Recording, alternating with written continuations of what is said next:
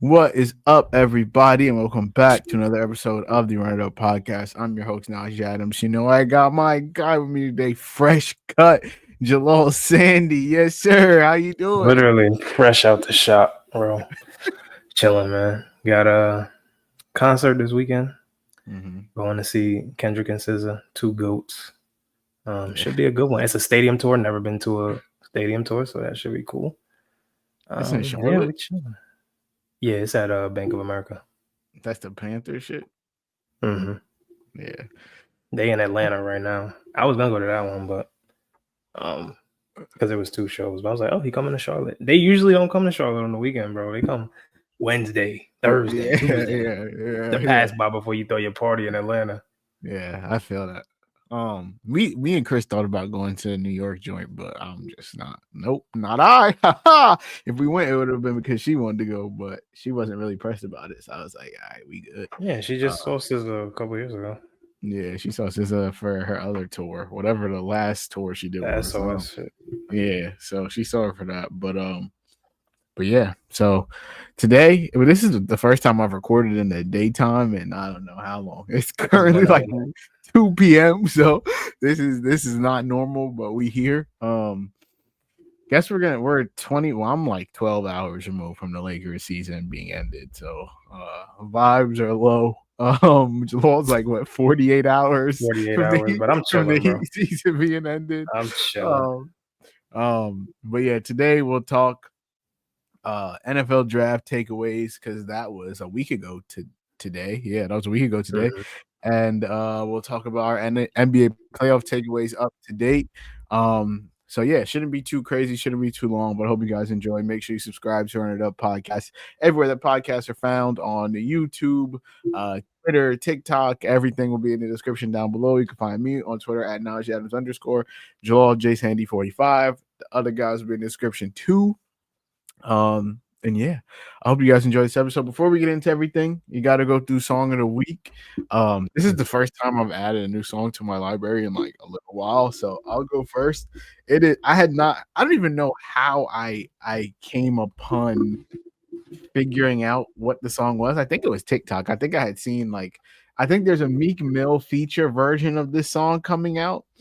And so it made me listen to, and they were recording the video, and so it made me listen to the original version. But the song is called Dark Nights by Kocky, all with K's. It's Kokcyk. And I think there's a Meek Mill feature with Friday coming out, as a remix of the song. And so I had seen it on TikTok when they were recording the video, and I was like, damn, this shit sound kind of fire. So let me listen to the original shit. And it's pretty tough. So shout out to Kocky for the song of the week. That's a crazy name. What's your song of the week, bro? I don't have nothing new for you, but it's a song from off that Dreamville, not the mixtape, the D-Day mixtape, off of the Creed soundtrack that Dreamville did, by Blxst. It's just Blxst by himself, called Just Face It. Damn, I haven't heard of Blxst. Like, has he come out with a new project recently? He dropped, was that last year? It might have been either late year. I think it was early last year or late 2023. Blxst. He hasn't dropped. The last album he dropped was 2024, so that was like early was November 2024, so like not that long it's ago. Been that, it feels like that album dropped like last summer, bro. That's crazy. No, November 2024. And I like that album. Wait, that's when the deluxe came out. The original came out July 2024. So okay, yeah. It's been a little. It's been about almost a year since he dropped. And the last single he dropped was June. So yeah, he ain't really dropped nothing in like a year. So shout out to Blxst. And yeah, I guess we're gonna start. I don't know if you guys have seen the Mt.Rushmore takes that are going around. I've seen like the Jordan one, like the shoes one. I've seen I haven't seen that one. Yeah, it was like it's 4s, 11s, 1s, and I can't remember what the other ones were. And it's just been kind of trendy on on whatever to Twitter, whatever you want to say. But we thought that it would be fun to do a Disney Mount Rushmore one, not shows, but like actors / actresses. So Mount Rushmore is 4 people. For me, there's 3 locks, and the last one, I was going back and forth. But do you have I was any like, honorable mentions? Because I got a few. Because it's a I don't few ones have I them was written like, down, damn. but I could dome them. I could go in the dome. I was a Disney Channel kid, boy. I was feeding for Disney Channel. Bro. That was my shit. So I just start off with some honorable mentions because I'm sure we both consider these people. First people I thought of that I was like, I don't know if I could put them in, the Maury twins, just because they were like a part of that original Disney come up. So they had sister, and then they had Twitches. They had Twitches and Twitches too. And Twitches is fire, bro. Like every Halloween, I think I watched that shit. Yeah, every Halloween, bro. Who else? Christy Romano, who was in Even Stevens, and she also played she also did the voice of Kim Possible. So iconic, legendary. The Sprouse twins, I couldn't put them in there. As badly as I wanted to. Yeah. As badly as I wanted to, I'm like, they just didn't do enough to get. They like Kevin Durant of the Mount Rushmore. Like we know they're legends. They just didn't do enough. Yeah, they put up points in their time, but the talent is undeniable. But just didn't do enough. And then I'm trying to think, there was one more that I couldn't. Oh, Zac Efron. Just you put Zac High School Efron Musical, straight High School Musical. Shit, off High School Musical aura alone, brother. They had 3 movies. High School Musical aura is tough. High School Musical, and one of them was released in theaters, bro. I think that was the first Disney Channel movie to be rreleased. Yeah, the third one. We went to the movies together to see it. Yeah. I recorded it on my phone. That's nuts. I remember being in the theater, the Boys Are Back joint when they in like the like the mechanics or something, and I recorded that song on my phone. Yeah, no, the High School Musical accomplishment is crazy. Like a Disney Channel movie being released in theaters is actually nuts. I don't think it's ever been done before. Hasn't been done since. So shout out to High School Musical. That was a time.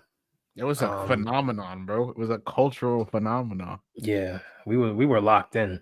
Vanessa Hudgens, Zac Efron, Ashley Tisdale, Corbin Blue. Yeah. They was moving. Yeah. They had a cast.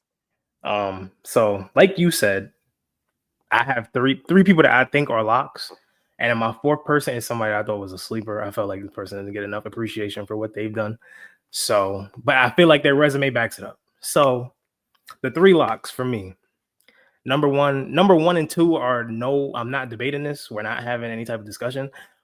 Shia LaBeouf, Raven-Symoné. Those are locked in. Those are locked in.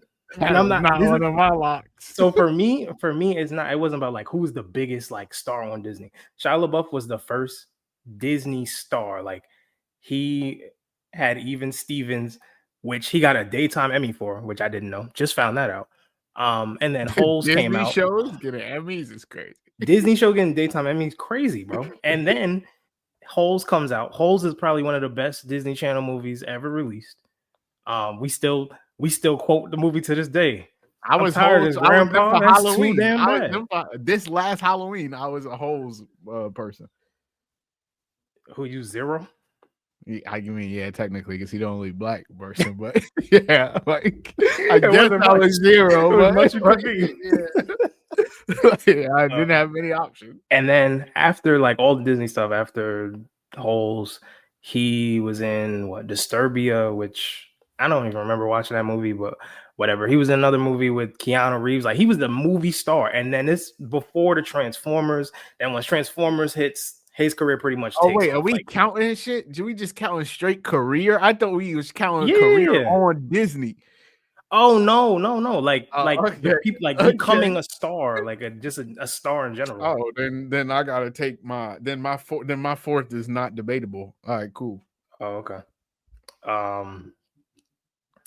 I'm trying to think what he did after Transformers. Not coming to me, but we all know who he is. Like, even if you didn't know who he was when he was on Disney, by the time he was 24, 25, he was a superstar actor. Raven-Symoné, she was a child actor before she even got to Disney.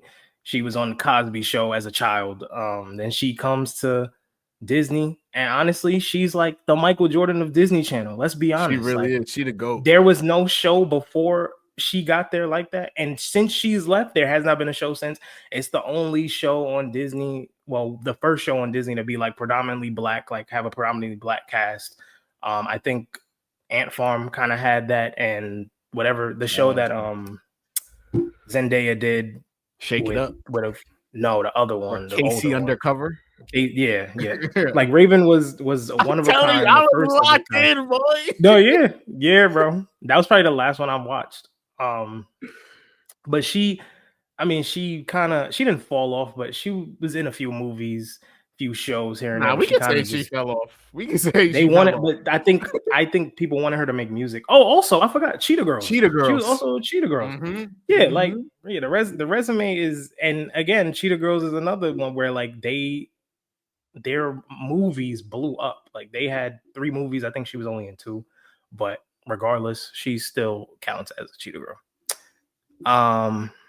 3 for me is Miley Cyrus. I think when you become a mega superstar and you have concerts performing as your Disney Channel character, I can't argue with that, bro. Like people are booking Miley Cyrus concerts to hear Hannah Montana songs. Hannah Montana is a fictional character. I think she might be just in pure popularity, like of all like top 2. She like in that upper stratosphere of like Disney in terms of popularity, she's probably number 1. She dead might be number 1. I don't think she's number 1, but I think she's top 2 though. You think Selena Gomez number 1? Nah, I think Zendaya number 1, boy. Zendaya more popping than anybody. Yeah, you're right. I think Miley Cyrus top 2 though. Nah, she's definitely. I mean, she was the first like to me mega like music star, because a lot of these in this era everybody was trying to make music, and hers was the first one to really pop off. She was doing shows, and then like the life she was living in the show, she was actually doing that in real life. Yeah. That's going to school and then having a show in whatever city, traveling on tour, but crazy. Off of a show that came out in like 2005, 2006. And it ran for long. It didn't end till like 2011. And they made a Disney. That was the only other. I don't know if that movie came out in theaters, but there was a Hannah Montana movie. Mm-hmm. I don't know if it came out in theaters or not, but it was pretty huge. And one of the songs on there is like the white people anthem and the hold down. Like you go to a hold down and that song comes on. No, it's another one that she made. It's like a whole dance to it. I can't remember the name of the song. Okay. I think it's like hold down, throw down or something like that. Some shit like that. But my 4th, this is my sleeper. I'm going to bat for this person forever. I don't care. It's Ashley Tisdale. And let me tell you why. Let me tell you why, bro. So obviously, Sweet Life of Zack and Cody. She plays Maddie. Maddie is a fan favorite, the candy girl, the candy shop, the girl that Zack was trying to get for 5-6 years, could never get her. Cool, whatever. It was cute. She was also Candace in Phineas and Ferb. Candace, the annoying sister, always trying to get them in trouble. Iconic scenes, iconic voice. And then, as we just said, the High School Musical aura is just too strong. Sharpay. And Sharpay is probably the most iconic character in that movie. Like, I feel like every girl that watched Disney loved Sharpay. And then, like, she was also an attention grabber. Like, every time she was on screen and singing, doing music or whatever, dancing, like, she had your attention. I can't argue with it. She was 3 for 3. To me, I feel like Candace was her strongest role just because it had the most range in terms of, you know, like on screen, you can kind of make up for things. Voice acting is so tough because you can only do so much. And for her to portray that character in that way is the most impressive to me. So that's my Mount Rushmore. Shia LaBeouf, Raven-Symoné, Miley Cyrus, Ashley Tisdale. See, now that we said that we're taking into account like just who they became, mine changes. Because my original is Raven, Miley, Selena Gomez / Ashley Tisdale, because I was going back and forth. And then I think I think like Hillary Duff do get a little bit slighted I because like forgot about Hillary Lizzie Duff. McGuire was moving shit. Lizzie Yeah, no, McGuire was you're fire. They had a absolutely Lizzie right. McGuire movie, and she was in Mhm. Cadet Kelly. That was a fire Disney Mhm. movie. Yep. And now, and like just thinking of who she became, like she had the How I Met Your Father shit. Like she's still popping in like movie TV culture. I just think like if we take it into account what they became, then I gotta change my shit up. It gotta be Raven just off the strength. Like she don't her back half of like after Disney, her career is pretty non-existent. But like for what she did in Disney, she stamped. Miley is, I think, top 2 famous Disney people ever. Selena, top 3 most famous Disney people ever. And then I gotta put Zendaya because like her Disney Channel shit wasn't really moving nothing. Like Shake It Up and Casey Undercover was like not amazing shows. But if we think about who Zendaya turned into, it's like, come on, bro. Like the Spider-Man shit, Euphoria is crazy. She got like 3 Emmys off Euphoria alone. Yeah, like she's she in got Dune. She's in Dune. She about to be in the Odyssey. She's in that the tennis movie, whatever that shit is, Travelers, whatever, Challengers. Yeah, like she's in all kind of shit. She's one of the most famous actresses on the planet right now. So like she gotta be in there. So that's probably my Mount Rushmore: Raven, Miley, Selena, Zendaya. No Damn, men you're not gonna make give no guys no love, bro. no I men had to make put it. one. No men make it. If I put one, it would be who's the one in Riverdale? Dylan, or is that Cole? Whatever one of the twins is in Riverdale, he'll make it because he was in he did Sweet Life, on Deck, and now did Riverdale's over, but was in Riverdale for like 7 seasons. So like he had a cool little run. But for me, none of them is touching. Hot take. Selena Gomez might be the most overrated Disney person ever, bro. She really only has Sweet Life. I mean, she really only had it's Wizards, and Wizards is cool. She wasn't like, even the main character. It was like an ensemble of main characters. It's not like she was carrying. I mean, no, she was the main character, but she was technically the main character. But like the kids were the main Cyrus. Miley Cyrus is carrying Hannah Montana. Raven is carrying That's No Raven. And Zendaya, she was carrying Shake It Up and Casey Undercover. But like, I'm not putting Zendaya on here for Disney. I'm putting her on here for what she turned out to be. And Hillary Duff was carrying Lizzie McGuire. So like, Selena Gomez got the luxury of like being in an ensemble show where it's like 3. I'd say, and Max wasn't really doing shit. So really just her and Justin was really the main core of the show. But yeah. That's a solid form. I'd completely forgot about Hillary Duff. Like, damn, Lizzie McGuire. People usually do, bro. But Lizzie McGuire was because she disappeared for a while. She disappeared for a while, then she came back. Next time we could do like Nickelodeon or something. I did not watch Nick shows at all, brother. I don't know what shows was on Nick. I don't know what was on Cartoon Network. I watched none of that. Cartoon Network was straight cartoons. Yeah, that's true. Nick had like iCarly. Was that Nick? iCarly, Drake and Josh. Okay. Keenan and Kel. Okay. I could do those. I was not really watching them crazy, but I know the vibes. I don't know how I find the time to watch all these shows, bro. I'm not gonna lie to you. I mean, we didn't have fuck else to do as kids, so of course you watching that shit. But going outside, coming from outside, going on that Sweet Life, boy. Yeah, like Nickelodeon had a day called the State of Play where they would turn off the television for a whole day and be like, "Yo, go play outside. Like, stop watching TV. Go outside." I think I remember that. And Disney used to do those. Like, I always remember Disney used to do those, like the Disney Channel games. Yeah, like the Olympics, the Disney Olympics. They bring all the stars together to do some dumb shit. That shit used to be fire. But yeah, so I guess the next thing we'll talk about is just to give our take on the hottest topic on the internet right now. No weapons, 100 people will verse one gorilla, fight to the death. Who ends up winning? I've gone back and forth on my thoughts, so I would like to know what who you would take in the one gorilla versus 100 people. Well, so I was thinking, like, if I had to be there, like you know how you get drafted to the army? Like if they had a sector of men and they was like, yo, y'all 100 people.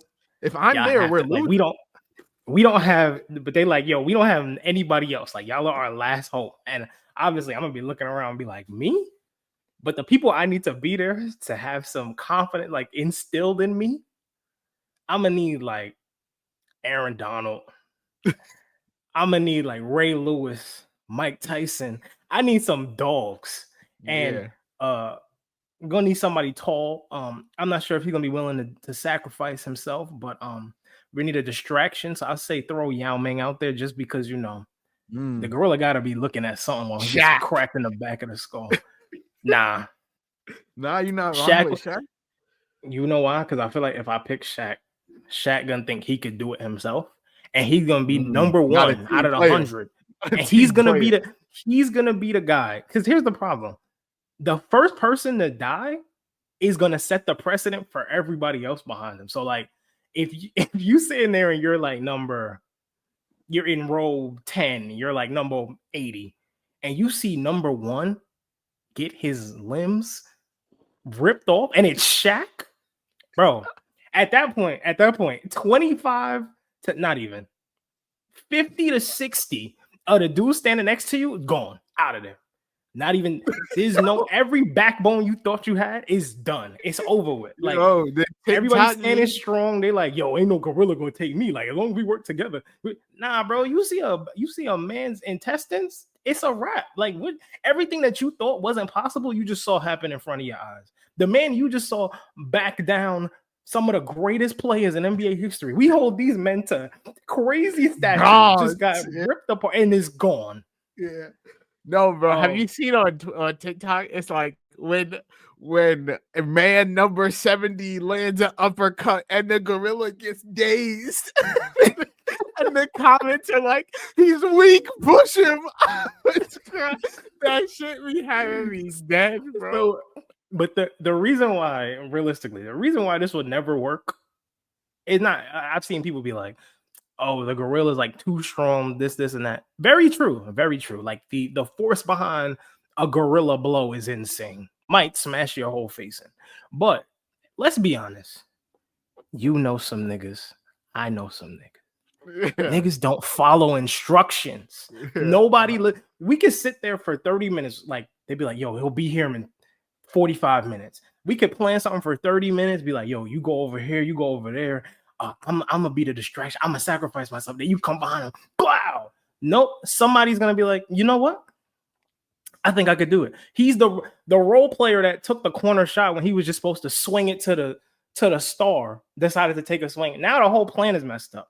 Now instead of one dude sacrificing himself, now it's 10. Now everybody it's 10, got a plan 10 until somebody's head getting ripped off, and that plan go out the window. So 100 Draymond Greens versus 1 gorilla. Who you got?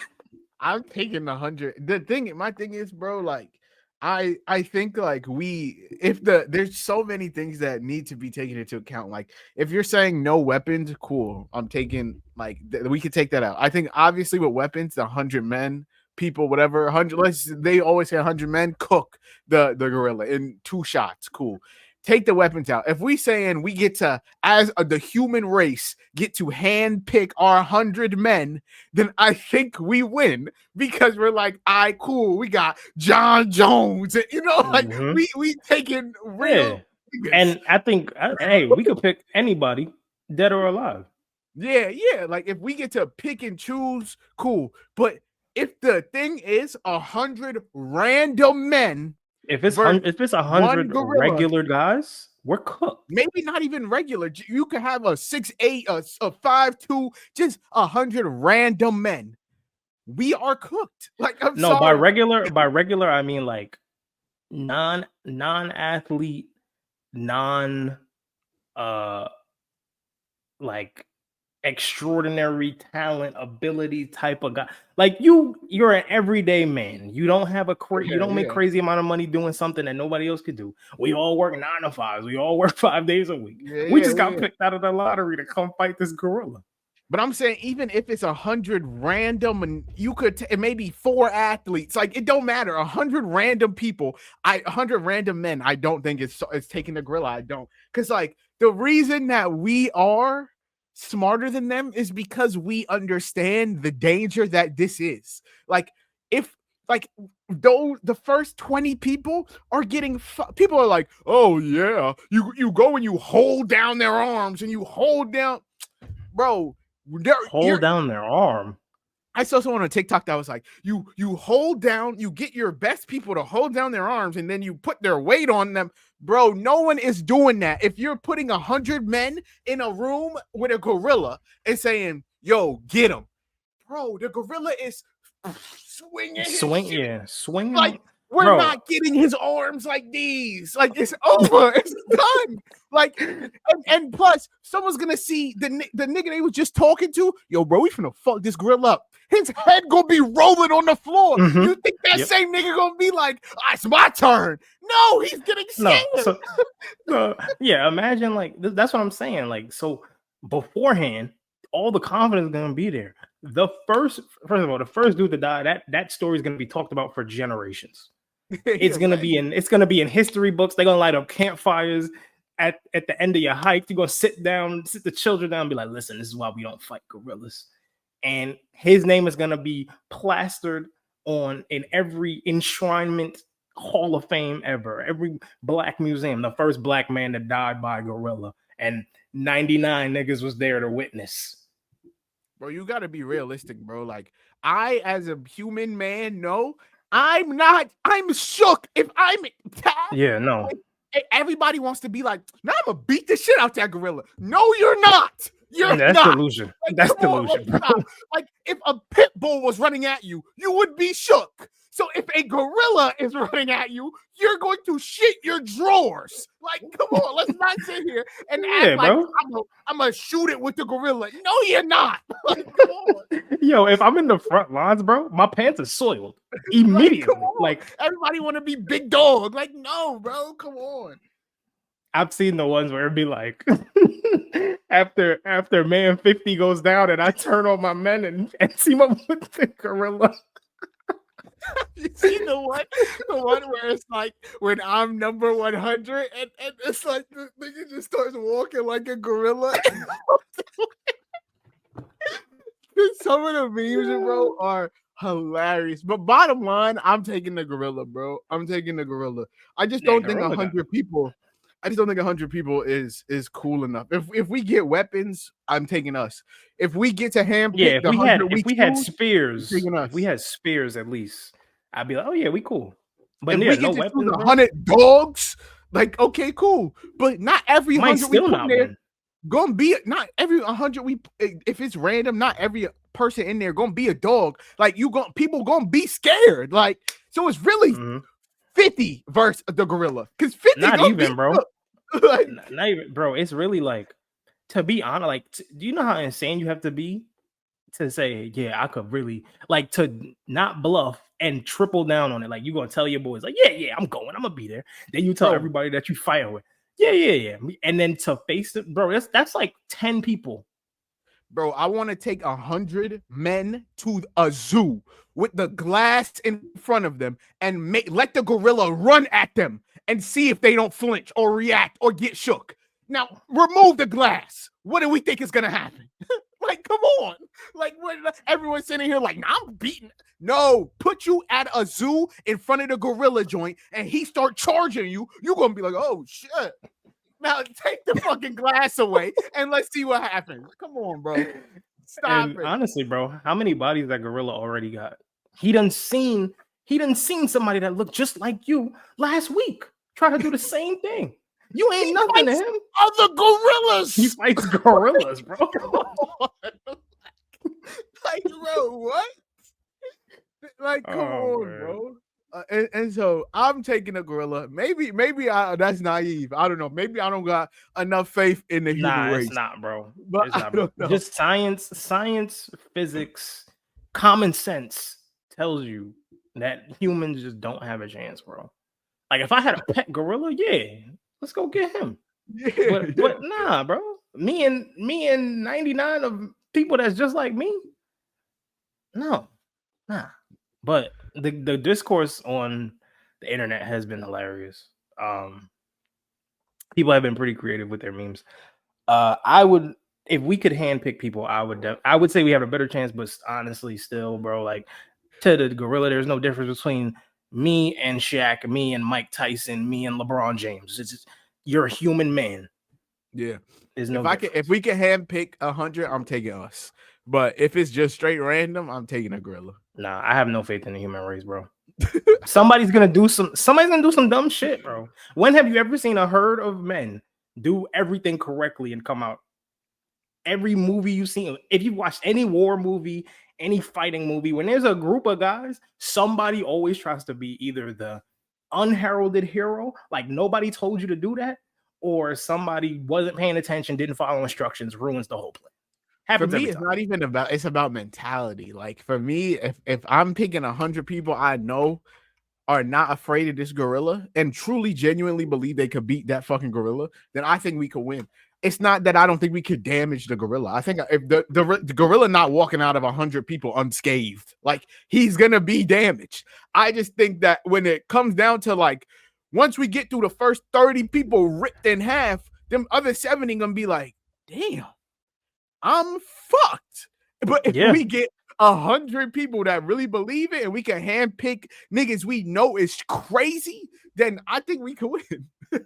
I think in general, to me, it's Thanos versus the Avengers. Like in Infinity War specifically, they had to be so disciplined. It's gonna have a Star-Lord, boy.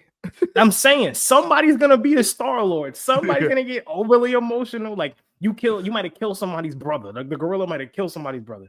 Now the plan that they had is soiled because you popping the gorilla in the head and you had him a little woozy. Now he done woke up, got his second win. Now all of y'all are cooked. That's 15 off the board. In Squid Games when they be dying and they got their picture go away. Yeah, the dude who set all of this up, the dude that sent us there, our pictures just go whoop, whoop, whoop, whoop, and we're all dead.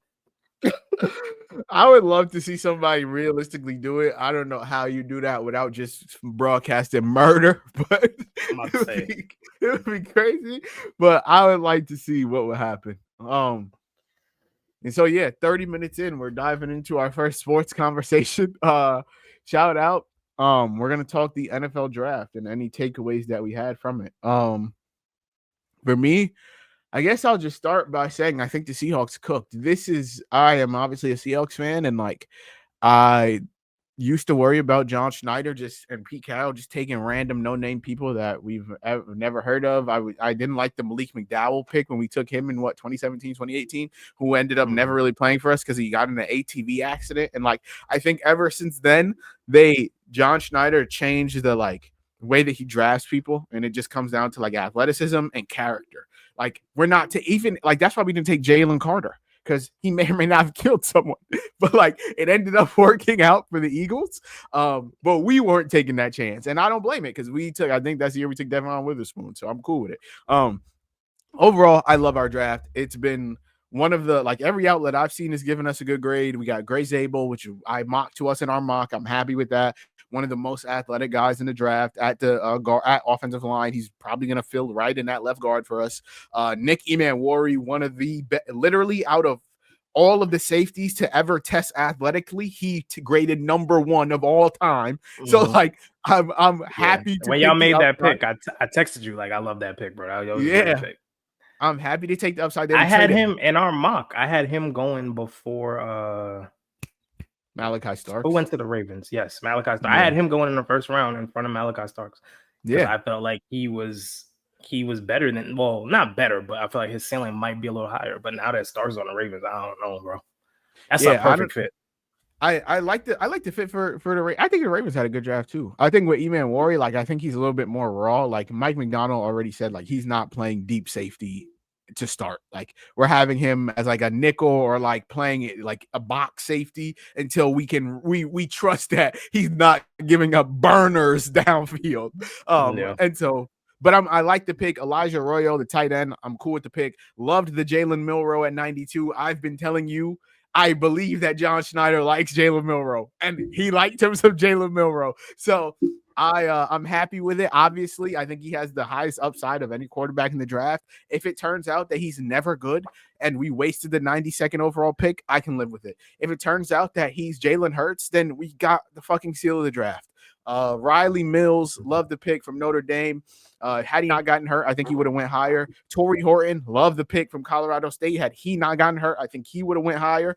And then, yeah, Damian Martinez, love the running back from Miami.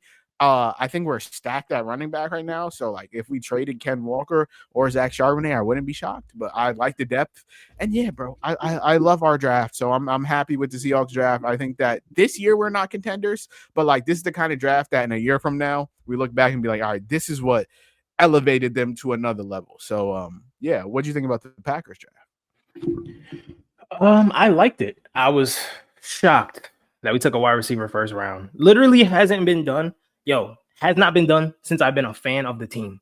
We have never taken and we took Matthew Golden, who I wasn't mad at it. I thought that I was like, if we take a receiver, it's gonna be Ibuka. Then Ibuka goes, I'm like, they might trade back. But then I'm like, it's in Green Bay, they have to make a pick. You're not gonna have your fans sitting here all night and make the pick. Great point. I like what Matthew Golden brings just to the wide receiver room. Here's what I've been hearing, like that I hated. Oh, well, Green Bay already has so many receivers. So then why did we lead the league in drops? Why do we not have a wide receiver one? I'm not putting my coins into Dontavian Wicks being a outlier superstar. I'm not putting my coins in the Romeo Dobbs being some type of superstar, especially he just came off his third concussion. I don't even know if he's playing next season. Christian Watson not playing for the majority of next season. Jaden Reed, they've got to figure out a way to use him. I don't know what exactly they think he is. I think Jaden Reed could still be a very, very solid wide receiver. They have Tucker Kraft. Josh Jacobs is a great weapon. You bring in Matthew Golden and you bring in Savion Williams, who I don't know if he's really a wide receiver or if he's actually a running back. He kind of reminds me of Debo, kind of reminds me of like Cordero Patterson a little bit.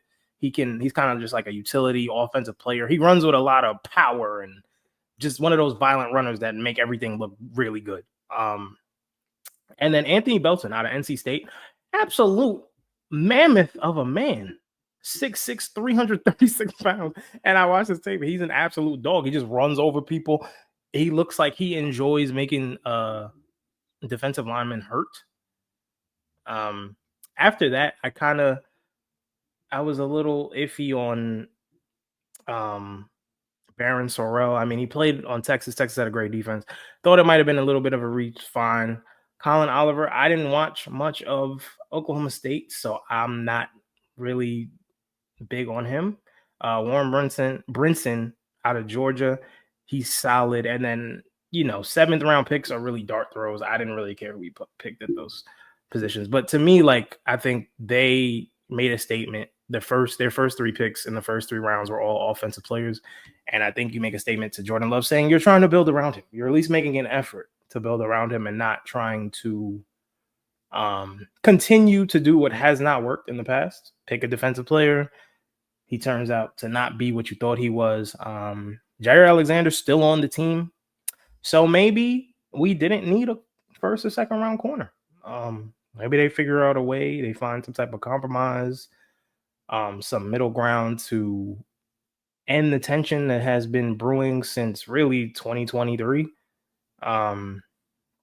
Since Jair named himself captain and walked on the field himself without anybody telling him, because they played the Panthers in Charlotte and he's from Charlotte and he thought, oh, I'm going to be a captain today, even though you hadn't played all season. But hey, overall, I give them like a B+. I think, to me, like we talked about Matthew Golden before, I'm not extremely high on him. I'm kind of like somewhere in the middle. I think he can be really good or he can be really, really bad. Like he's shown things where like his footwork is amazing. His route running is pretty good. Contested catch is damn near at the top of the class. He's a little undersized weight-wise. I think he's like 190, 189, something like that. But I think Matt LaFleur knows how to use his weapons. I think he'll figure out a way to make things easy for him. And he ran a 4.29. Listen, Christian Watson was the goal ball guy, and he couldn't run routes. Sometimes he couldn't catch the ball. He couldn't even stay on the field. If Matthew Golden could just get open, That's all they really need. Jaden Reed's gonna get open if he's playing slot. Tucker Kraft is a nice young tight end. I think we'll be all right. I'm a little worried about our defense, but I think we'll figure it out. Biggest takeaway from the draft overall, the Browns are fucking idiots. I said this. I think the Browns are ridiculous. I said this on draft night. Been saying it for years. I think I don't know if it's front office. I don't know if it's ownership. I personally think it's ownership. I think they were forced to take Shedeur in the 5th round. I don't think they wanted to. I think Jimmy Haslam called them and said, "Hey, we gotta take Shedeur." But that's not even the most egregious thing to me. The most egregious thing is trading down from pick number 2 to then take Mason Graham. And I mean, it's the right move if you feel like Travis Hunter is not what everybody else is hyping him up to be. You get an extra first, you get a second and a third. Cool.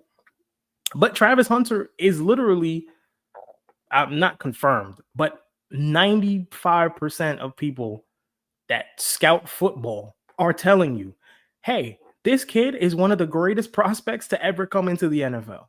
You need talent. You don't have any wide receivers. Now you have Deontay Johnson and Jerry Jeudy. Good luck. This is not 2017.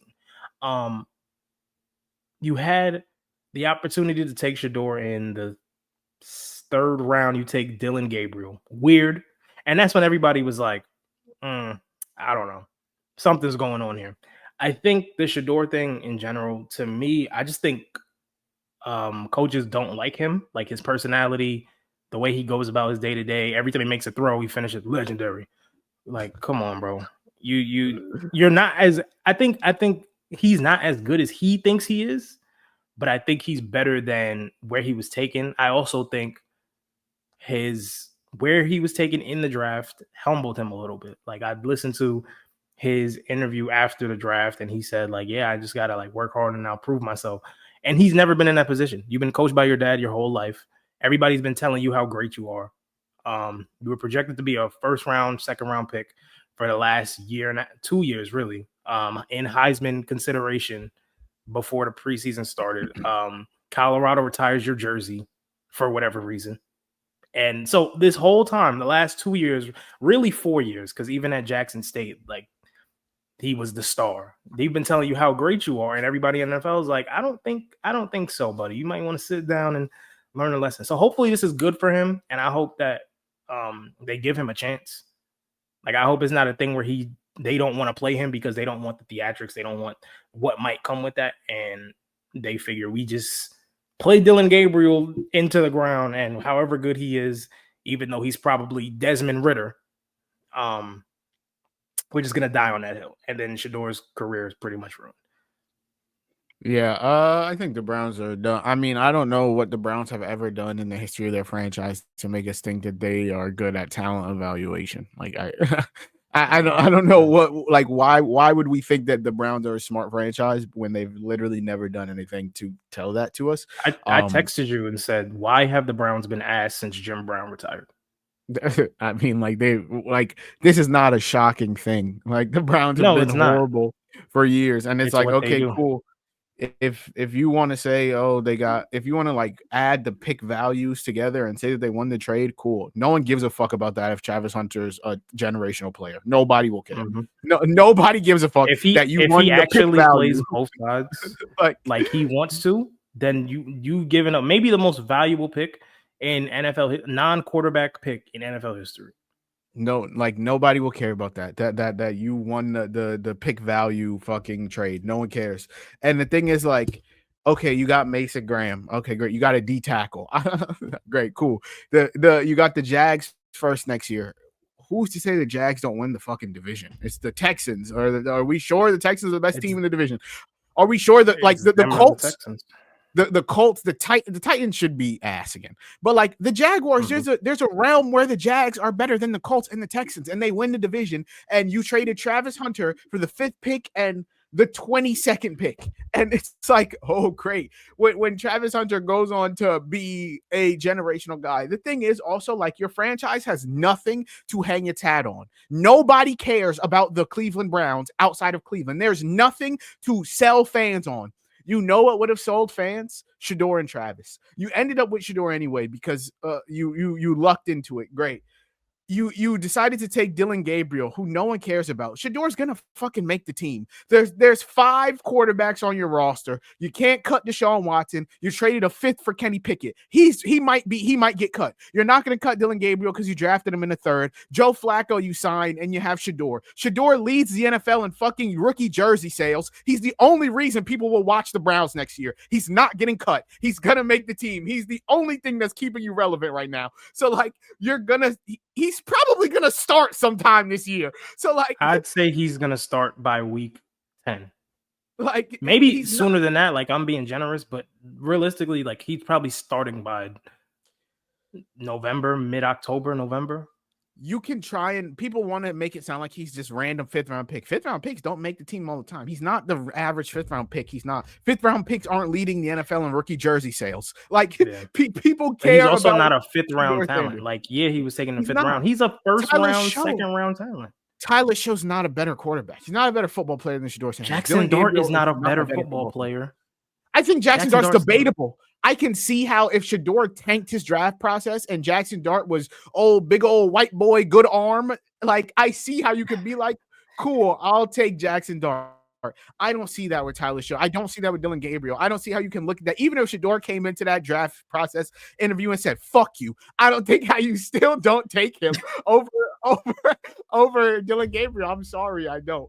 I think that he will end up starting for the Browns. I don't know if he'll be good. The historic like comps to Shedeur and just like people that have fallen that far in the draft at that position just don't end up being good. Like there's just not many people that started off with 2nd round grades that got drafted in the 5th, 6th, 7th round and end up being legitimate starters. So like the history's not on his side. So we'll see what happens. I do think he's in a unique position to walk in as a 5th round pick and be the best quarterback on the roster. And if he doesn't fuck it up and do crazy things and say insane things and like actually works towards becoming the Browns franchise quarterback, I think he can. I think the Browns will regret not having Shedeur and Travis. And yeah, I think the Jags made a hell of a trade. I like the Jags GM, James Gladstone. I think that like way to make a statement.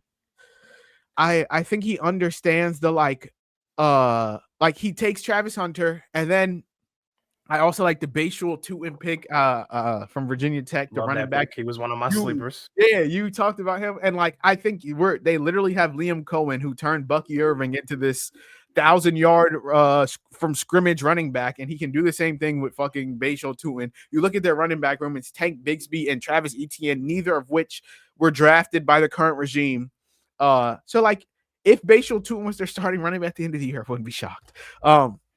And you have Travis Hunter, and you have BTJ, and you have Trevor Lawrence, and it's like, okay, let's see what we can do. It's not like our division has some like super team in it. Like we can win the division next year. We can. And so I like the Jags pick.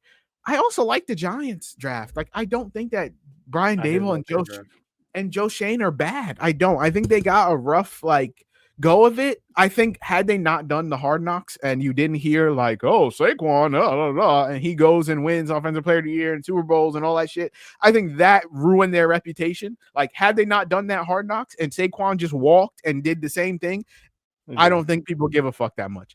But the thing about it is like the process of what they did with Saquon is the right thing to do. You don't pay a 27-year-old running back that type of money when the rest of your team is absolute garbage. There's nothing around him. You're going to be the 2011-2012 Vikings. It's Adrian Peterson on the Vikings, and he's not carrying you to the playoffs because your division is nuts. Saquon isn't rushing for 2K behind the Giants offensive line. He's not. No, he's not. He's not doing it with I don't even think he'll do it again. I don't think he'll do it next year. No, it's AJ Dillon. That's not what I meant, but sure. I did enjoy the Giants draft. I think the Cam Scatterboo pick is I love that pick for them, entertaining. Bro. I think he's better than Tyrone Tracy. I do. I think he's more valuable because he can be a legit 3-down back. Yeah. And honestly, like you hand him the ball in the red zone. Like if you say you don't want Jackson Dart, making these crazy red zone decisions, you can just hand the ball off to Cam Scatterbo. Like he's huge. That's a big man, and he can do it all. Like if you want to run, I think the Giants will be a lot more fun next year. Even if they're not a good team, they'll be fun to watch. Jackson Dart does craziness. He's really a wild card quarterback to me. That's why I wasn't like extremely high on him this year. No, I don't think. A single game. Well, coming in, what do you think? I think he's third string coming in just off of him being a rookie.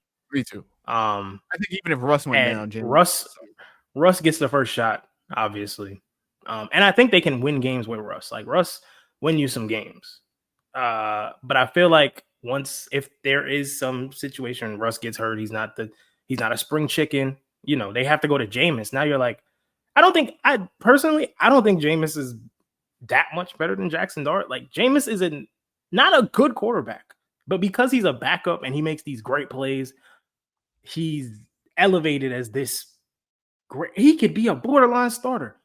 So then why'd they sign Russell Wilson? If they really believed in Jameis Winston, they wouldn't have signed Russell Wilson.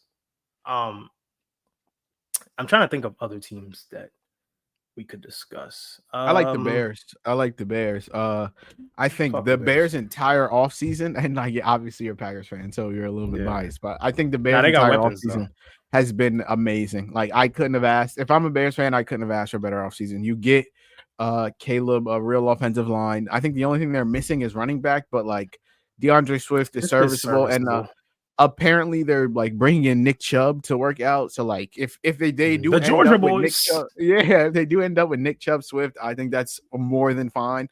You get Caleb Williams. They drafted my guy out of Rutgers. Kyle Monongai. Yeah, you get him a line. You get you take Colston Loveland at 10 over Tyler Warren. So it's like very clear that Ben Johnson looked at them. He's trying to find I think Colston Loveland is a better receiver than Tyler Warren. That's what Ben Johnson values. You then come back and take Luther Burden at 39. I love that pick for them. Talent-wise, I think he was a top 4 receiver in the draft, top 3 receiver in the draft. I like him better than I like Matthew Golden. And so I'm cool with that for them. And people are like, oh, Luther Burden's buried. Like, I don't know. Like, I don't know if he is, bro. Ben Johnson didn't draft DJ Moore. Ben Johnson didn't draft Rome. Like, I think that he drafted Luther Burden and Colston Loveland. And I think that they're going to use him in a lot of good ways. I also think like DJ Moore could be out of there this time next year. He can't. I was about to say I don't have confidence in DJ Moore being there 2 more years. I think they keep Rome because Rome is going into his 2nd year, and he has also a lot of DJ. Right, DJ Moore is who he is. I don't think DJ Moore is getting any better than he is right now. He's the same guy that he was when he got there. He just didn't have. He's just never had a good quarterback.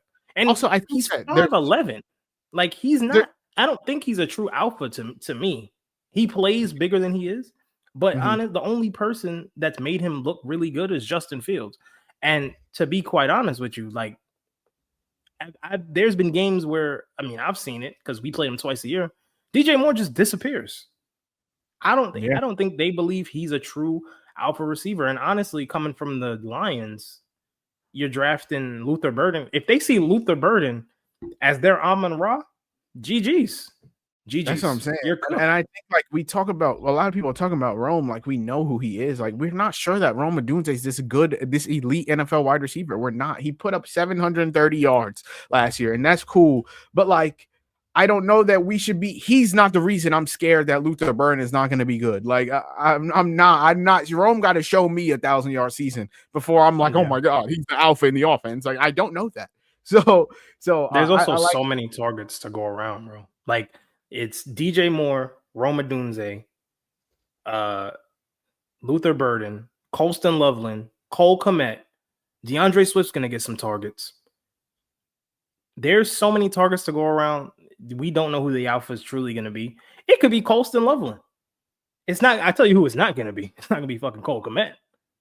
He's gonna get buried in the depth chart probably midway through the season or late in the season when they realize, hey, Colston Loveland might just be a better football player than Cole Kmet.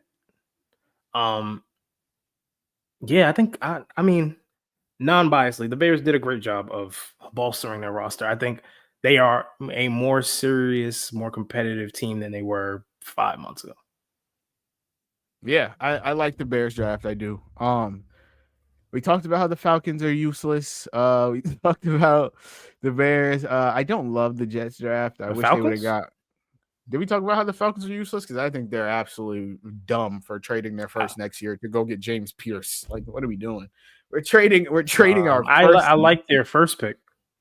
I like their first pick too, but I think the process of let's trade our first round pick next year to the Rams when we don't even know if we're good to take James Pierce. I don't know that I'm doing that. The reason things like that happen is because the current regime that's in there is probably on the hot seat. So they know defense is the issue. They got to do something. They got to make Arthur happy. I think, Raheem Morris, the season last year was so bad, and for their defense to be that bad, and he's a defensive coach, he's definitely on the hot seat. And I think, a reach like that happens. I'm not mad at it. I think they could have waited for they could have got him in the second round. There's no need for them to trade up. If you didn't, it's not the end of the world. Like, I don't think James Pierce is the edge class was. Yeah, no, he's solid, but he's not. I don't know if he's a superstar. Jalen Walker on the other hand, next year. I like Jalen Walker. Yeah, and we called it that the Eagles were going to get Jihad Campbell, of course, because they always do this. Like, why not? Well, I think we had him either going to the Eagles or going to the Chiefs. We had him going to the Eagles at the 32nd. And the Chiefs ended up getting Josh Simmons, who just absolutely death fell through the first round. I was like, wait a minute. To get maybe a top 3 offensive tackle in the draft at the back of the first round. This is why these teams end up in the same places they are. Worried about injury. Malachi he'll get better. I'm looking through the first round. I love Marion Hampton to the Chargers. I think that's a perfect fit. Jahdae Barron to the Broncos. That was a shocker. I was not expecting that. Will Johnson falling to the second round to the Cardinals, who need defensive improvement, was really nice. Yeah, I mean, there was some picks I didn't like. There were picks that I thought were really good. Overall, I feel like most of the teams that we expected to have good drafts had good drafts. Like, the organizations that we take seriously backed it up, and the ones that we know are pieces of shits absolutely shit their pants. Per usual. It happens all the time. So I don't bad, brother. Yeah, right. We see it every year, live and direct. Yeah. And so before we get up out of here, we got to go through our NBA playoff takes and give our opinions. Who's ranking first, me or you? Our teams are no longer in the playoffs, unfortunately. So, I mean, my wound is still fresh. So go ahead. You probably have some more processed thoughts on how your season I'm not even wounded, brother. We suck. Yeah. So go talk to me. The Heat lost in 4? It was the most dominant playoff series by any team in NBA history. Yeah. They won by the largest point margin of all time. Just an insane series. So what'd you think of it? Going in, I was like, we could get 1, and we could have. Game 2 was winnable. I think we only lost by 6 points. But bro, they're just not. Went back to Miami and just put your controller down and got body clapped. Yeah. Got smacked. This is not the first time that Miami's been smacked like this. In the finals in 2014, the Spurs absolutely bum rushed us, and we lost by a margin record in the final. It happens. It happens. But to me, before I even talk about Miami Heat stuff, I do think the evaluation of the play-in should be adjusted. Because to me, and I said this when we were talking about who's gonna make the play-in and who's gonna be who do we think gonna be that final eighth seed? I told you, Miami is not a playoff team. They are a legit below 500 team. They went on a 10-game losing streak post All-Star break. And it's just been a rough season. There's no way around it. But I think the NBA should look into there needs to be a certain threshold of games that that the 9th and 10th seed need to be to get a competitive chance to play. So like say I'll just use, so you have 7, 8, 9, 10. The 7 seed is the 7 seed and the 8th seed are about a game apart. And then the 8th seed and the 9th seed are about a game and a half. Lock in that 7 seed and just let the 8 and the 9 battle it out for the 8th seed. Like if they had a realistic chance of getting the 8th seed, they should get a chance to get it. But if the 10 seed is 5 games behind the 9 seed, why are they playing? That doesn't make sense to me. No, I agree with that. Miami was stuck at 10 for a month, bro, because the Raptors are so bad.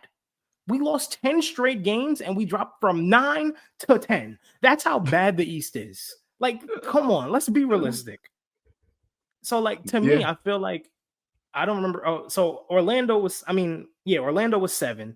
Atlanta was 8. Chicago and Miami shouldn't have even played a game. They shouldn't have played. Chicago shouldn't have played it. I mean, Chicago's a little bit better than we were, but they were still like 3 games behind the 8th seed. And we were just sitting there at 10, like, damn, we just sitting here in limbo. So that was always my issue with the plan. I always felt like one of those teams that you're given an opportunity is just ass, and you know they're ass. But a lot of the times going into like draft season or like deciding whether a team wants to tank, they're like, well, maybe we can make the plan and make a magical run.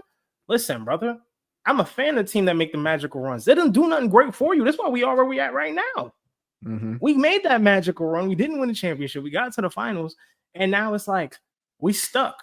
What I will say is, for the Heat, I think even though we don't have our pick, we got the Warriors pick. It did open up draft capital for next year and the year after that. So if we got our pick this year, OKC would have our pick next year and in 2028, and Charlotte would own the draft rights to the pick that we traded, unprotected rights to the pick that we traded for Terry fucking Rozier. Since that didn't happen, we keep all of that unprotected, which is good. So going into the offseason, I feel like I don't know if they clean house or if they just feel like they need better role players, which they do. I wouldn't blame them if they said, hey, we've had this build for 7 years. It's just not working. You know, like Tyler Hero's a good player, but he's not the guy we need him to be. We've got him playing a number 1 role when he's really a number 2. We've got Bam sometimes playing a number 1 role, number 2 role, and he's really a number 3. You trade for Andrew Wiggins, who I'm going to be honest with you, bro. I had way more respect for Andrew Wiggins before we traded for him. I absolutely hate Andrew Wiggins now. He has the most meaningless, effortless 18 I've ever seen in my life. You look up, you watch the game and you see him do the same thing for 48 minutes and you look up and somehow he had 18 and it felt like he had 5. They get Davion Mitchell. Davion Mitchell was probably the best move they made all season. He was fantastic, impactful, great defensive player, shot a career high from 3. But I think like it's time for the front office to stop being so delusional. Like Tyler Hero and Bam Adebayo are not leading you to a championship. There is a level of delusion that has set in due to the fact that Jimmy Butler has carried these guys to the finals twice. And now we think that now that Jimmy's gone, if we just throw somebody else in there that as toolsy as Jimmy, that it wouldn't. Granted, you trade your best player in a season, in the middle of the season, your season's screwed. Like you shouldn't make the playoffs if you trade your best player. They need to figure out what direction they want to go in. They do have a first round pick. They do have some expendable contracts. Duncan Robinson will be on the last year of his contract. Maybe somebody needs a shooter. You could trade him. Andrew Wiggins has a pretty flexible contract. I think he's got 2 years left, but I think somebody would take Wiggins. A team that needs a 4th option maybe would take Andrew Wiggins. But they've got a lot of self-reflecting to do, and I think, man, like, does Pat Riley step down? Like, does somebody come and talk to them and be like, hey, bro, you 80 years old. You've had a great career. And he's not really the GM. He's the president. But I don't think there's a decision made that doesn't go past him. So will there be a change in regime? Somebody getting traded? I truly don't know. Everything's up in the air. I'm open to everything. If there's one person I don't want them to trade, it'd be Bam. Like, I could understand why they trade Tyler Hero. He gives you so much on one side and absolutely nothing on the other side. You're ready to learn Austin Reeves, buddy. Why the hell would I want Austin Reeves? He's Tyler Hero. Because I want Bam. But worse. That's cool. Go circle it back around for AD. Nah, they're not doing that. Go get Mark Williams or something. I wouldn't be shocked if we circled the tires, but he was talking shit after we lost last night, so I don't think that we're gonna want to get him. Understandable. I'd be tight too. Man, fuck Mark Williams. His own team literally tried to get him the back appealed so that he wouldn't come back to his team. So I'm sure that I don't think either franchise is all too high on him right now. And so for me, bro, the Lakers, they lost. Cool, whatever. Going into it, like we didn't have the depth to hang with any of the top teams in the West. The hope was that we were the only team with 2 top 10 players, and therefore that would be enough. Turns out it was not, especially because the best player in the series wasn't on our team. The best player in the series was Anthony Edwards because he took a leap. When he plays like that, I truly think that he's unguardable. And like, he's athletic enough to get by you. He's good enough to shoot over you. He's playing defense. He's rebounding. He's making good decisions. Like, he doesn't like, if he's playing like that, there is no notable weakness in his game. There's really not. And so, he was the best player in the series. Luka, I'd probably say, was the second best. LeBron was the third best. And then every other player from like 4 to 10 was a Timberwolf.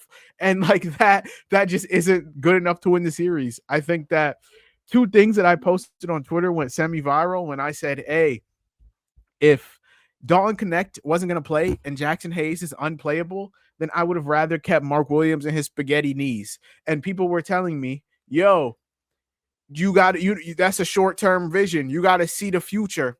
Okay, cool. I think that's fair. If Rob turns Dalton Connect and that pick or whatever into Nick Claxton or another big that we can use, or Miles Turner's a free agent, so, or like somebody good, then I'm fine with it. But if not, then what the fuck? I would have rather taken Mark Williams. And like, when you look, we're not trading Austin Reeves. It's just not happening. Rob Pelinka had his press conference today. He's like, we believe in the core of LeBron and Luka and Austin, whatever. I'm done with the Austin Reeves experience. I am. I'm cool with it. I think he's probably a top 50 player in the league, maybe. I don't know. Mm-hmm. He's not playing. He's not a defensive guy. He's purely for offense. I don't know what Lakers fans or the front office thinks he is. He's going to be 27 years old. Like, there is no, it's not like he's 24. It's not like he's 23. He's about to be 27. Like, he is who he will be. Like, I don't know that he's going to take all too many leaps. And people are like, oh, he's a playoff riser. I also don't know what he's done throughout his 3 playoff series in his career to make people think that. Throughout his career, he's played in 3 years of playoffs.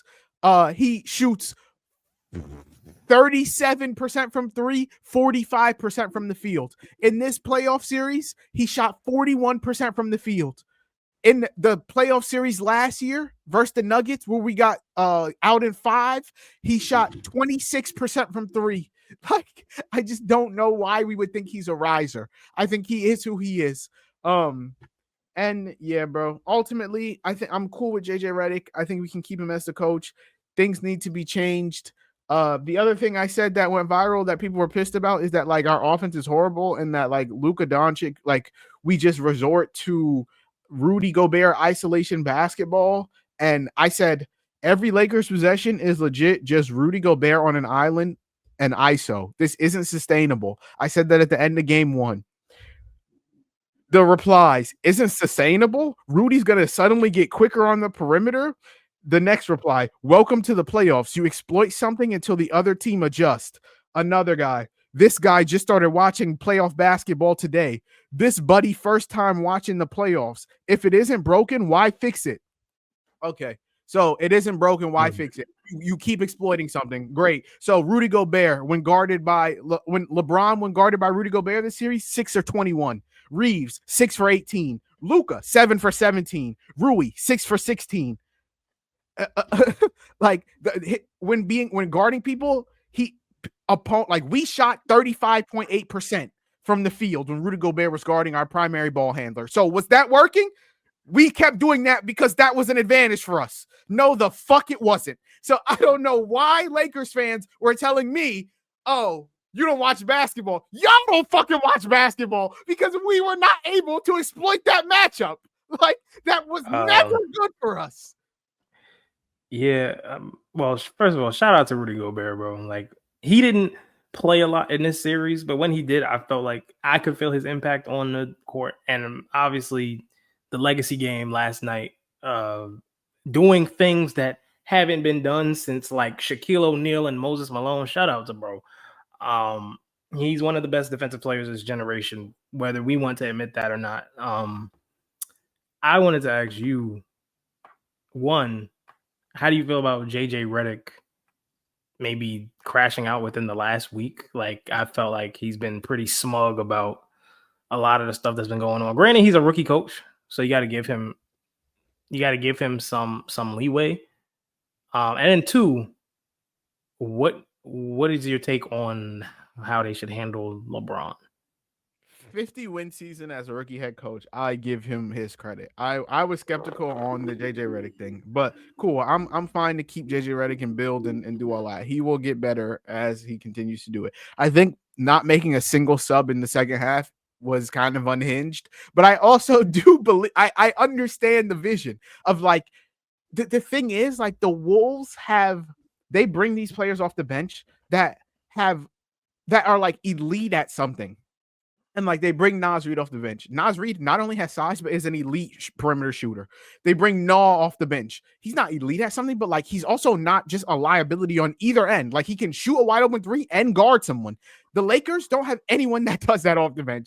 Like you bring Vando off the bench, he is useless on offense. And like his only reasonable thing to be in the game for is point of attack defense. And the way that the NBA is played nowadays, like they're not just going to let you guard Ant. Like you're going to get switched off and then you're useless. And then on offense, you're catching the ball in the dunker spot and have no idea what to do with the ball. And so we bring him off the bench, useless on one end of the ball. We bring Gabe off the bench. He's not a ball handler, so he's catching the ball, and it's not like he's this elite shooter. He's too little to guard, but like he tries. It's like he's kind of useless as well. Jackson Hayes off the bench. He can't guard, and he's only just a lob threat. It's like we have no depth that is like usable on both sides of the ball. Whereas the Wolves do, and that's why they ended up winning. So I don't necessarily blame JJ. With the LeBron thing, I don't know. I think next year is probably his last year. I think I would like him to take a pay cut. I think paying him $50 million again at 41 years old is kind of insane. But like, I understand why we would do it. He was still a top 12 player in the world this year.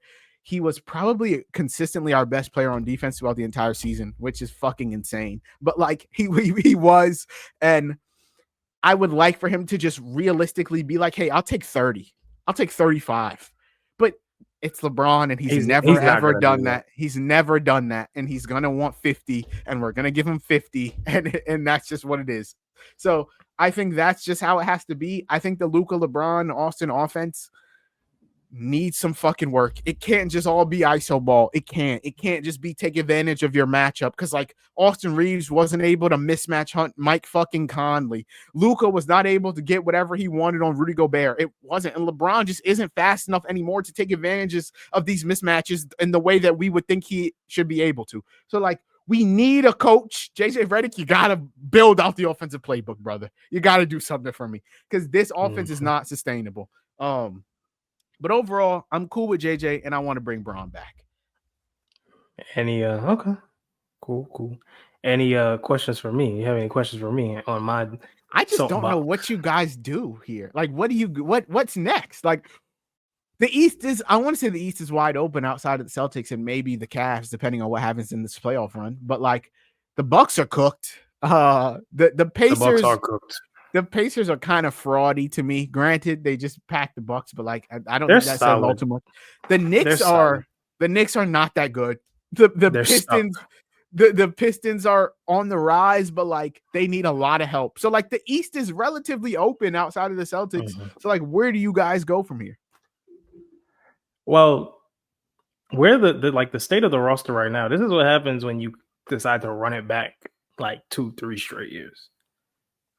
And you think I'm exaggerating, brother. Tyler Hero, Bam Adebayo, Duncan Robinson, Hayward Highsmith, Kevin Love's been on the team for a little bit. Before Strus and Gabe Vincent left, they were on the team for a little bit. These are the same guys have been on this team for the better half of 3 to 4 years. You know what they are. You paid Duncan Robinson. Granted, that was in the era when people were paying shooters 15 to 20 mil. And that was understandable at the time. He was the best shooter in the NBA, not named Steph Curry. Cool. Coming out of the bubble. Cool. He's gotten marginally better at other things. He's a better playmaker than he used to be. I think he gets absolutely shafted with his whistle on defense. So then you have guys like Jaime Jaquez, Nikola Jovic, Kel'el Ware. Kel'el Ware I actually like. I think they should keep him. Nikola Jovic got injured. Yeah. Nikola Jovic has promise, but how many times are we going to just hold on to a guy that we think has potential? Like I genuinely feel like 90% of this roster should be open to anything. Like Jaime, Jovic, Rozier, maybe Tyler. Like Tyler's a good player. I've sat in here and praised him for the last 2 years, but there is a clear drop off with him when you get to the playoffs. Like let me look up his playoff stats because I feel like and also this is the first time he's actually been healthy to play in the playoffs. Yeah. I think this is going to be a crazy offseason, bro. I think there's going to be so much crazy movement. NBA offseason. Oh, and I want to say this. Kevin Durant is not the answer. Giannis is not the answer. I don't want them to be like, we're just a superstar away. We're just a superstar. Kevin Durant is stopping that. What just happened? Kevin Durant couldn't even make the playoffs. I'm saying, Kevin Durant stopping you from getting Ty Jerome? No. Giannis is stopping you from getting Ty Jerome? Brother, you thought the offense was nasty now. Wait till you see a DHO with Bam and Giannis. Like, I don't the Heat have, as long as I've been a fan, they've never rebuilt ever. Since they've gotten going. No. I think Spo's gonna end up being the president one day. Like he's been the coach since 2008. Or 2009. Oh no, yeah, 2008. And I think he's in a position where he can do whatever he wants. They're not gonna fire him. He's been the coach for too long. He's brought them 2 championships. He's gotten them to finals with teams that had no business even sniffing a conference finals. He's gotten teams over 500 that should have been a lottery team. Like he is the floor raiser, ceiling raiser, whatever you want to call him type of coach. I do think that he needs to be open to more offensive concepts. I think our offense gets pretty stale at times. It looks like offense looks so difficult. It just looks like everything is so hard to run a simple play. Like I'm watching Cleveland just come down and bucket, and we're sitting here. All right, we're gonna dribble to the corner and then we're gonna wrap it around DHO and wrap that around. Like, bro, it's not 2015, 16. This is a brand new. I think he needs to be open to just having more fluid offensive concepts. Defensively, perfectly fine. But there's so many question marks. There's so many what ifs. And truthfully, they just have to be honest with themselves what they think their team is. I wouldn't be shocked if, they just decided to fix everything that was around Tyler and Bam and just be like, hey, we got y'all a better supporting cast, which they kind of need. They don't have a starting point guard. Davion Mitchell, as great as he is not a starting point guard. Kel'el Ware still coming into his own. He kind of offensively, he's a lob threat who has the ability to shoot, but I wouldn't call him a shooter. And defensively, he's got length and athleticism, but he kind of jumps at everything. So once his IQ kicks in, I think he'll be solid. But if you can get some solid bench players for a Jaime Jaquez or a Nikola Jovic who really haven't given you anything, Jovic has showed promise, but I feel like every time they finally get him on the court, he gets hurt.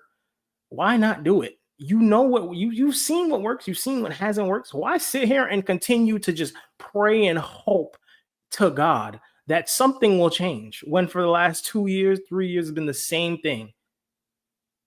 Do you I think that's reasonable. I think I don't know. I think this is going to be a crazy offseason because a lot of teams feel like they're not that far away. And I don't know how realistic that is for a lot of teams, but I think there's going to be a lot of movement. I think this year people were kind of like, I think this is a crazy trade deadline too, but I think this year we're definitely we're seeing KD get moved.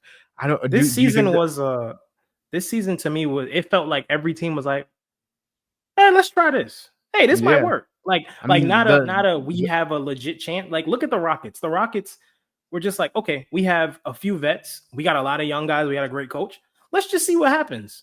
The Thunder, they're going to feel like they're not that far away. The Pistons are going to feel like they're not that far away. Yeah. The Magic. The Pacers will feel like the Magic will feel like they're not that far away. Yeah, a lot of these teams are going to feel like that. The Lakers probably feel like that. I don't think we are that far away, but I think that depending on what happens with the Cavs, like they're only one team can win. So like if the Cavs don't win, they're probably gonna feel like we're not that far away. Whatever happens with the Thunder, if the Thunder don't win, I'd be fucking shocked. But the Thunder probably feel like we're not that far away. I mean, if they don't win, the Celtics, like to me, it's just like the Mavs. There's a few right. We don't even know what they look like fully healthy, and we may never know. But there's a lot of teams, especially in the East. Like I look at Miami, I look at Atlanta, I look at I'm trying to think like Toronto. And then in the Brandon West, Ingram ever even play for them? He never played a game. That's collusion. But and then in the West, I look at Sacramento, I look at Memphis, I look at the Spurs. I look at the Spurs. I think the Spurs will be really good next year. I just look at these teams that are like, they have good players. They have guys that have been all-stars, and it's just like something's missing. Like they need something else. The Sixers don't know how to do something. No way you're just running it back. Like maybe they get Cooper Flag, but like I'm about to say, pray you get Dylan Harper, Ace Bailey, call it a day. Maybe you could get off of. You can't get off Paul George's contract, but maybe you could get off of Embiid's contract. Austin Reeves for Joel Embiid. Who says no?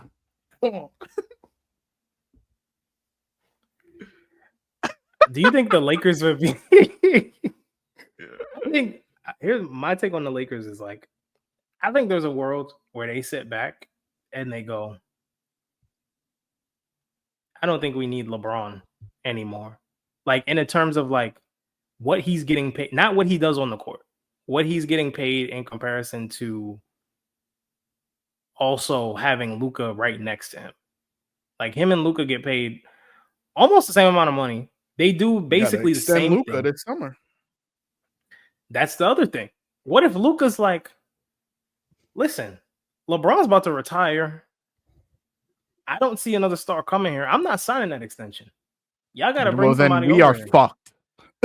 I think there's a realistic chance that even if you bring LeBron back, say you bring LeBron back one more year, when LeBron says, "Hey, I'm hanging it up, I'm done," Luka's there. Luka's got a year left on his contract, and y'all are kind of in limbo. Y'all bring in, and then it's basically like the Dallas Mavericks all over again, like Luka and a bunch of complimentary players. Well, and Austin Reeves.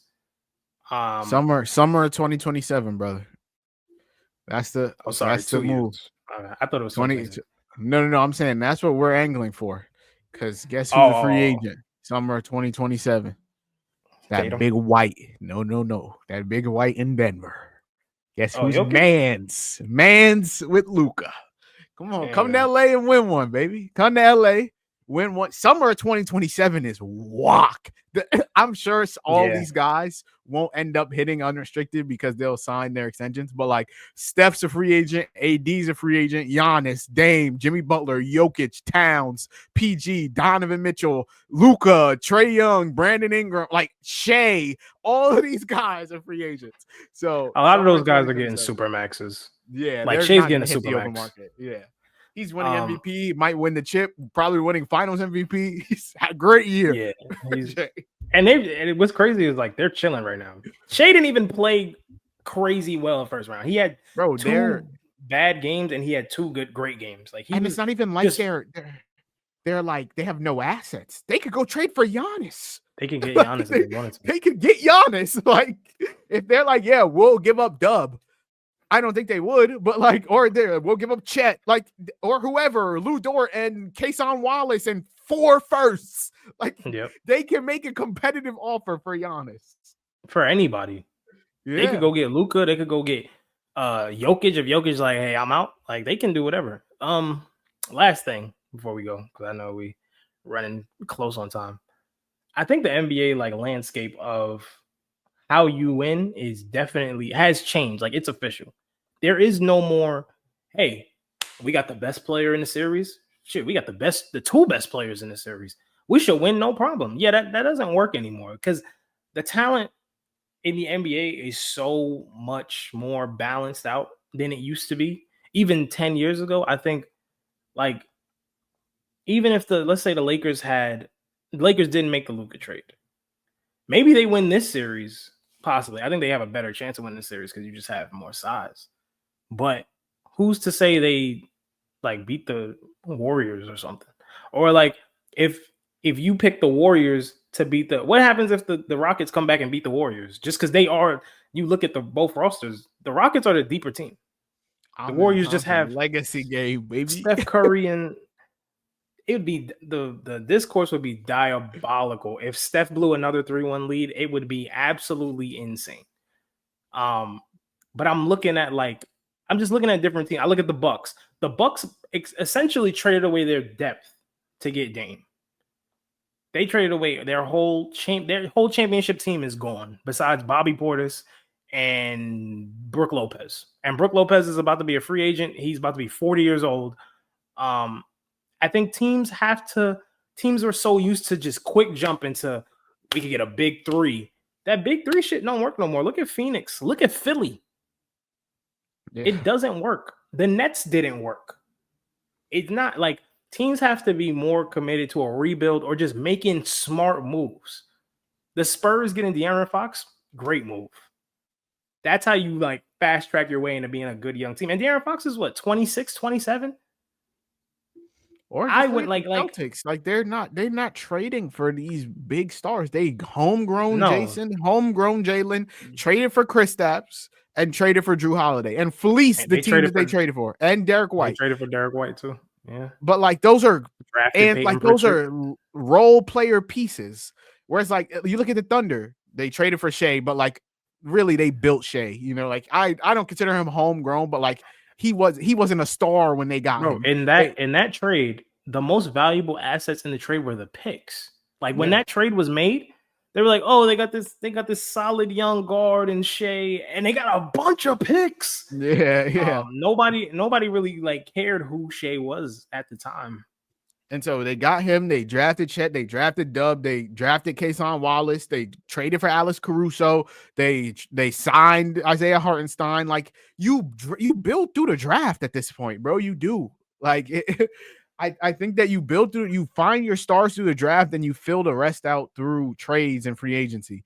Like I think the days of like most of these good guys aren't hitting the open market anymore. No, the days of signing the whale off of the free agent market is done. Like signing LeBron James in the summer is not happening anymore. Like I think Kevin Durant might have been the last one. Yeah, teams used to take these places to take the meetings and do all that. Like it's not happening. Luka's not going to hit the fucking open market. He's probably not. Shea is not going to hit the open market. Tatum is not going to hit the market. Like they're all going to re-sign their maxes. So you have to find those guys who fill out the rest of your team and acquire them through trades or free agency. But like the days of, hey, I'm going to build a free agency big 3, it's not happening.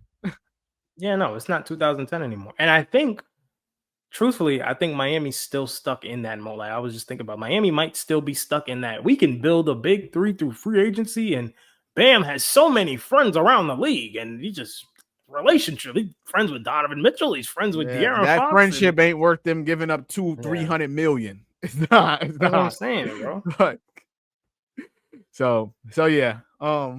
That's our takeaways from the NFL draft. 100 men versus a gorilla. Disney, Mount Rushmore, and NBA. We really covered it all today. So make sure you guys subscribe to Run It Up Podcast. Leave a 5-star rating and review. Find us on Twitter at Run It Up Pod, on TikTok at the Run It Up Podcast. Find me on Twitter at Najee Adams _ Jalal at JSandy45 _ The rest of the guys will be in the description along with the song of the week. And with that, I hope you guys have a litty day, a litty night, a litty life. And just like we do on every episode of this podcast, make sure y'all go run it up.